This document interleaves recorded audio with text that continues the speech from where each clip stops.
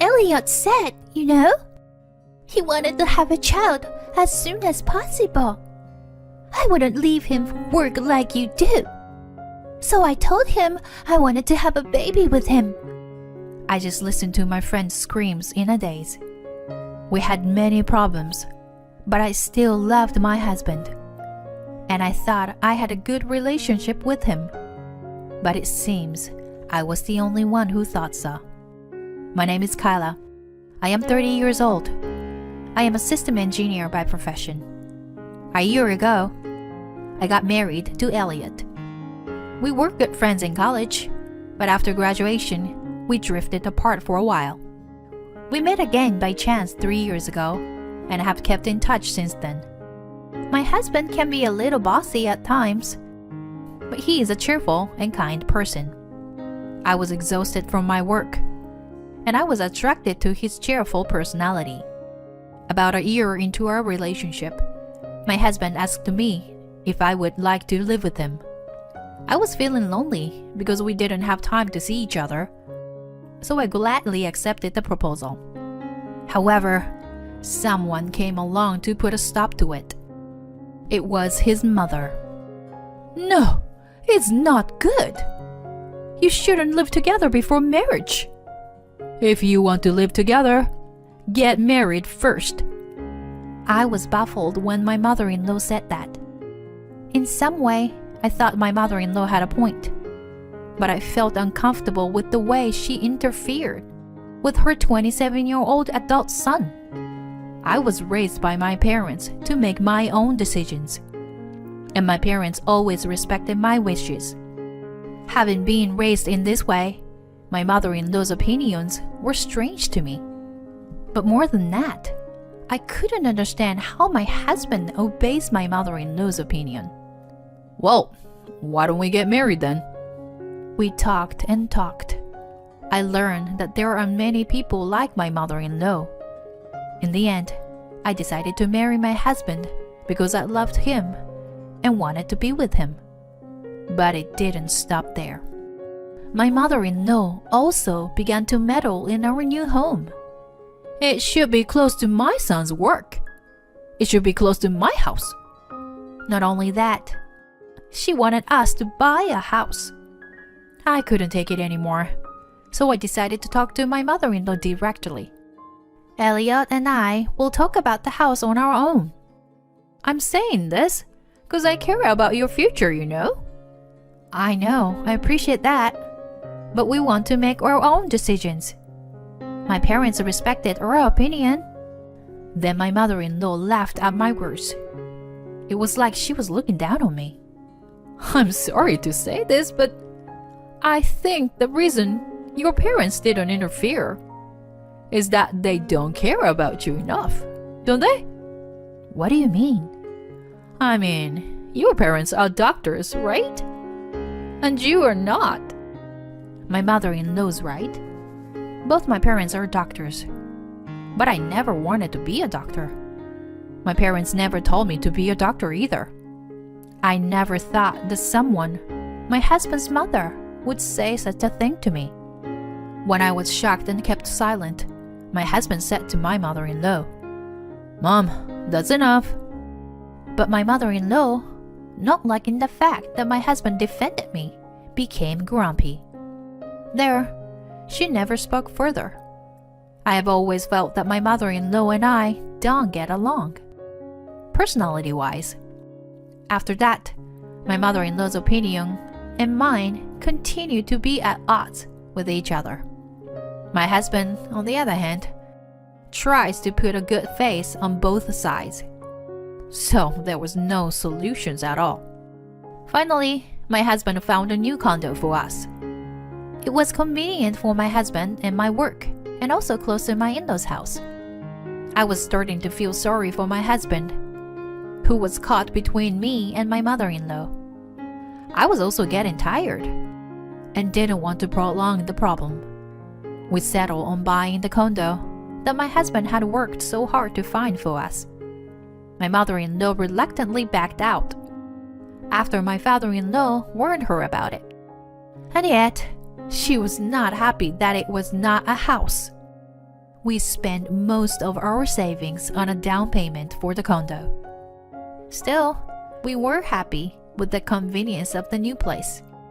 But the battle between my mother-in-law and me had just begun. My mother-in-law had always interfered in many ways. I soon realized that she had been reserved before we got married. Right after we got married, she started sending me messages like this every day. Are the grandchildren here yet? When are you going to quit your job? The emotional strain was so bad that I talked to my husband about it. I don't think Mom means any harm. That's what my husband told me. I realized that my husband was unreliable when it came to my mother-in-law. I told my mother-in-law that we would decide what to do about the children on our own. And I told her I wasn't going to quit my job. Then she cried to my husband. I'm trying to do what's best for her, but she won't listen to me at all. Kyla must have hated me from the beginning. She's paranoid. My husband doesn't fully believe my mother-in-law, but Mom is a sensitive person, so please be a little more gentle with her. That's what my husband said. I realized that he doesn't know his own mother at all. I mean, how could she be so sensitive if she was so determined to push her opinions through? I was so fed up that I decided not to have anything to do with my mother-in-law. Whenever she said something to me, I would say, please ask my husband. But I didn't think I could live with this forever. Then, my boss told me about an overseas assignment. I definitely wanted to go, and I begged my husband to let me go abroad. He was reluctant at first, but I didn't give up trying to persuade him. Honey, I will try to build a better relationship with your mother when I came back. I finally convinced him, even though it was only for a year, and I was so happy with the opportunity. 6 months has passed, and my work has going well, and I was having a very rewarding time. Then I received a phone call from someone I wasn't expected. It's been a long time, Kyla. Remember me? Vicky! Of course I do. It's been a long time. What's up? It was Vicky from college. I hadn't seen Vicky since we graduated from college. I was happy to receive a call from an old friend, but I wondered why she called me. I'm dating Elliot. What? Elliot said he was breaking up with you. So, Kyla, if he says he wants a divorce, please don't be stubborn and divorce him. Vicky said something really shocking. What? Wait a minute. What do you mean you are dating Elliot? Does it mean you are having an affair? No, it's not just an affair. I've always loved him.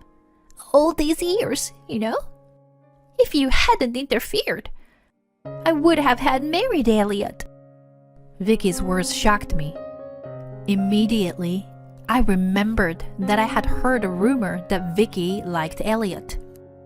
But that was about 7 years ago, and Vicky had a boyfriend when we were in college. No wonder I had completely forgotten about it. Vicky was so upset that she began to speak in a rumbling manner, that she had been in love with my husband since we were in college.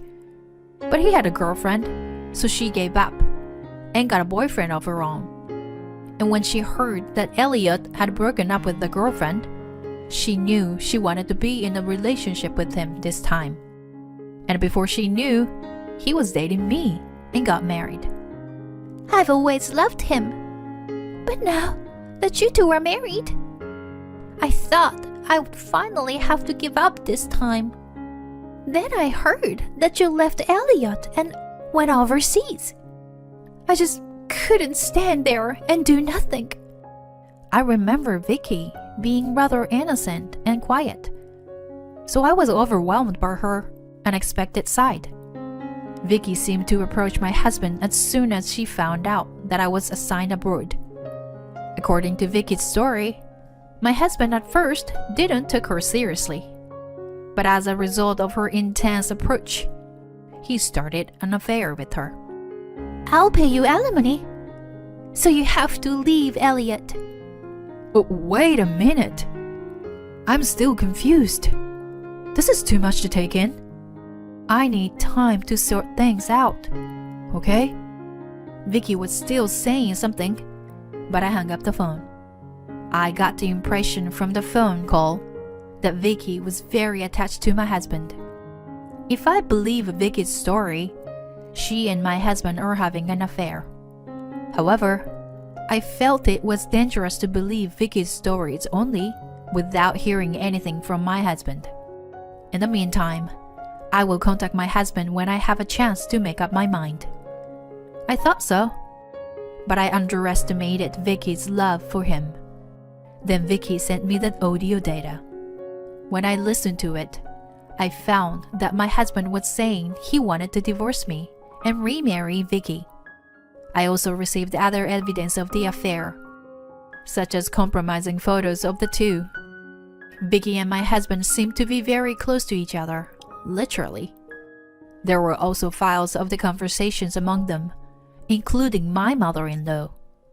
My mother-in-law had always been opposed to my going abroad. Naturally, she wanted me to divorce Elliot and Vicky to remarry him. Their conversation was full of bad things about me. Hearing that, I knew I had no choice but to divorce my husband. But to get a divorce, I had to come back home for the formalities. But I was pretty occupied with work and couldn't take the time off. Just when I was in trouble, I received a call from my husband.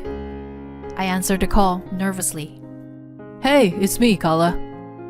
I filed for divorce. What? And I will take the house. You can stay there and work.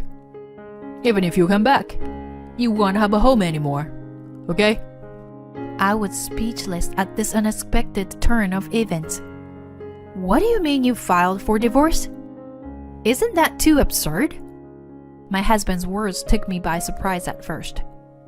But at the same time, I was feeling a sense of joy. Now, Vicky wouldn't send me any more photos or audio data. My mind had been exhausted by the data that had been piling up without being able to erase it because it was evidence of their affair. The moment I thought that she would stop sending them to me, my heart became lighter. Okay, I understand. Okay? Yeah, we're getting a divorce, right? I'm okay with that. I readily and happily agreed. I guess he didn't expect that, and my husband was upset. Are you sure about this? We're getting a divorce. Yes, I'm sure. I heard rustling on the other end of the phone, and I heard my husband talking to someone. I thought it was Vicky, but it was my mother-in-law. He said she wanted to talk to me too. Hey, Kyler. Hi, it's been a while. As you probably heard from Elliot, but we're already in the process of getting divorced. And there is no home for you to come back to. My mother-in-law said the same thing as my husband. I didn't want to interrupt her, so I kept my mouth shut. My mother-in-law took advantage of my silence to say whatever she wanted. I was against your marriage from the beginning, you know. Leaving your husband to go abroad for work. It's beyond insane. I told you to have children as soon as possible, but you wouldn't listen to me. You are the reason for this divorce. Don't think you are going to get alimony. There were so many things I wanted to say to her, but I knew she was not the kind of person who listens to me. I was feeling like I was going crazy even just listening to her. Then I realized something. I'm divorced from my husband, which means that the person I'm talking to is a stranger to me. I don't have to care about her, and I don't have to listen to her. I've had enough of her over-involvement in my life, but I had to put up with it because she was my husband's mother. Now that we're strangers, I don't have to put up with anything anymore. Sorry, but can I go now? I beg your pardon? My mother-in-law voiced her displeasure at my interruption. I'm busy. I'll get off the phone now. You, wait a minute. No, I gotta go. I don't think I'll ever speak to you again. I wish you well. Ciao. My mother-in-law was still saying something, but I didn't care and hung up. I was so exhilarated. I loved my husband, but I knew I couldn't continue to be married to him. I felt refreshed. But the story didn't end there. After 3 months passed, my ex-husband started calling me over and over again like crazy. At first, I ignored the calls. But then I decided that if he was calling this often, then something terrible must have happened. I decided to answer the phone. Kyla, thank God. What is it? You've been calling a lot. I need you. For a moment, I didn't understand what my ex-husband was saying. All I understood was that I shouldn't answer the phone. We can't start over. It's not too late. What do you mean, it's not too late? You didn't file for divorce? I did. But why don't we just get married again? I tried not to laugh. Come to think of it, my ex-husband doesn't know that I know about his infidelity. Married again? You married Vicky, didn't you? What? How did you know? Vicky sent me a picture of the two of you holding the marriage certificate. Don't tell me you and Vicky are divorced already. What? No, not yet. They're not divorced yet. Well, I guess that should be true. 'Cause Vicky was so obsessed with you. I don't think she would agree to divorce you so easily after all. Well, but all you have to do is file for divorce, right? I'm telling you, it's not a good idea. Then what am I supposed to do? Why don't you just be happy with Vicky? She seems to be good with your mom. Above all, she loves you very much, doesn't she? I had a lot of bad things to say about my cheated ex-husband, but I didn't want anything to do with him anymore. I don't want to be with her anymore. That's impossible. Vicky deceived on me. Deceived?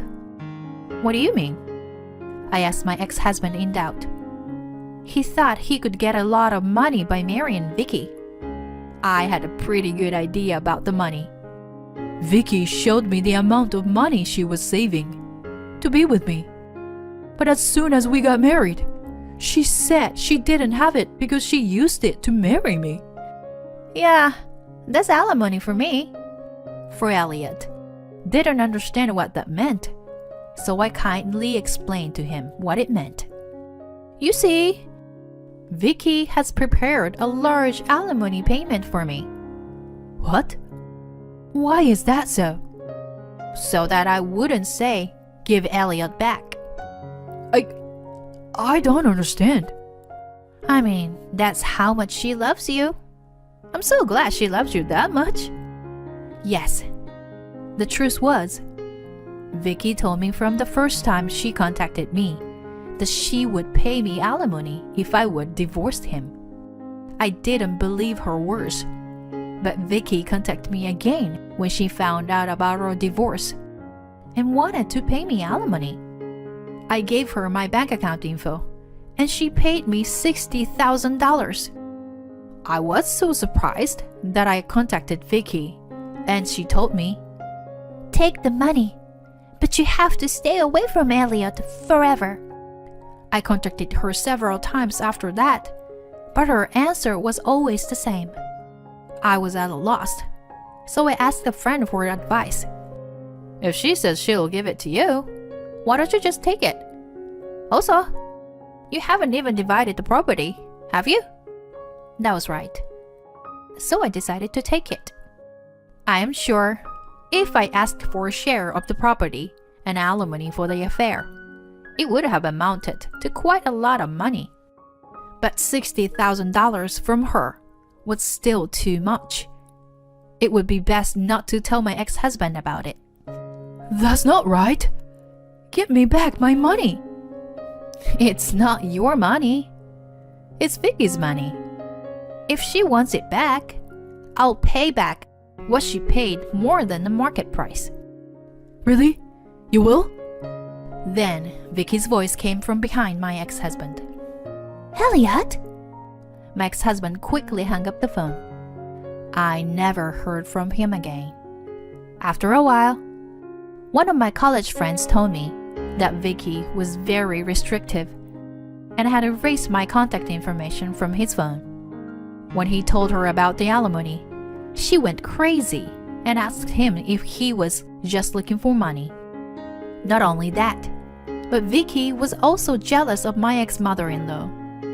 The good relationship they had before their marriage seems to have turned hostile toward each other. My ex-husband seems to be mentally trapped by Vicky's restrictive behavior. My mother-in-law thought she had found the perfect wife for her son this time, but she must have been wrong. She now has trouble even communicating with her beloved son. I think it's tragic just to hear about it. If I had not gone abroad at that time, it might have been even more tragic. When I think about it, every day I am so glad that I left. I recently have been offered to extend my overseas assignment from 1 year to 3 years. Of course, I immediately agreed. I am now living a rewarding life dedicated to my work. Thank you for watching till the end. Please subscribe to our channel if you like. See you in the next video.